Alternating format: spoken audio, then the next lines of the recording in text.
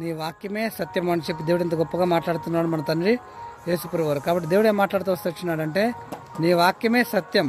ఎందుకు ఆ విధంగా మాట్లాడుతూ వస్తున్నాడు అంటే దేవుడు, నువ్వు అనుకుంటున్నావేమో దేవుడు సత్యం కల దేవుడేనా, దేవుడిలో నీతి నిజాయితీ ఉంటూ వచ్చిందా, లేకపోతే నన్ను ఈ విధంగా ఉండాలని దేవుడు మాట్లాడుతూ వస్తున్నాడు కదా అని నువ్వు భయపడుతూ బాధపడుతూ అనేక రకాల సందేహాలతో నువ్వు తెక్కమక అవుతూ వస్తూ వచ్చినావేమో. కానీ దేవుడు ఏ విధంగా మాట్లాడుతున్నాడు కాబట్టి మన గొప్పదే మన తండ్రి యేసుప్రభువు వారు.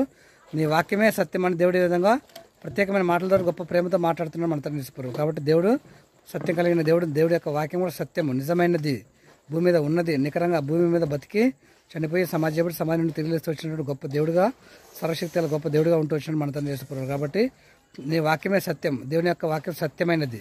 మనస్ఫూర్తి నువ్వు తెలుసుకొని నువ్వు నమ్మినట్టయితే దేవుని యొక్క వాక్యాన్ని నువ్వు బ్రతికి బట్టకట్టి నీ యొక్క జీవితాన్ని నీ యొక్క బతుకుని సంపూర్తిగా మార్చుకొని దీవెనకరంగా ఆశీర్వాదకరంగా ఉండాలని దేవుడు కోరుకుంటున్నాడు. కానీ నువ్వేమనుకుంటున్నావు అంటే దేవుని యొక్క వాక్యం సత్యం కాదేమో, వాళ్ళు చెప్పిన వీళ్ళు చెప్పిన మాటలు నువ్వు సమస్త సంపూర్తిగా విని నువ్వు ఆ విధంగా పడిపోతూ చెడిపోతూ వచ్చే స్థితిలో నువ్వు ఉంటూ వచ్చినావు. కాబట్టి ఆ విధంగా నువ్వు ఉంటూ వచ్చినావు కాబట్టి నీ జీవితం ఆ విధంగా పడిపోయే స్థితిలో నువ్వు ఉంటూ వచ్చినావు. కాబట్టి నీ వాక్యమే సత్యము. దేవుని యొక్క గొప్ప వాక్యము సత్యం కలిగిన వాక్యంగా ఉంటూ వచ్చింది, సత్యం కలిగిన దేవుడిగా ఉంటూ వచ్చినాడు. సత్యము అని దేవుడి యొక్క నీ యొక్క వాక్యమే సత్యము. దాంట్లో ఇంకా ఎటువంటి మార్పు, ఎటువంటి కలత కల్మషం అనేది ఏది లేదని చెప్పి దేవుడు ఇంత సంపూర్తి మాట్లాడుతున్నాడు, ఇంత గొప్ప మాట్లాడుతున్నాడు, ఇంత గొప్ప ప్రేమిస్తున్నాడు మన గొప్ప దేవుడు మన తండ్రి యేసుప్రభువు. కాబట్టి దేవుడు నీ యొక్క వాక్యమే సత్యం అని దేవుడు ఇంత గొప్ప మాట్లాడుతూ ఇంత గొప్ప ప్రేమిస్తున్నాడు మన తండ్రి యేసుప్రభువు వారు.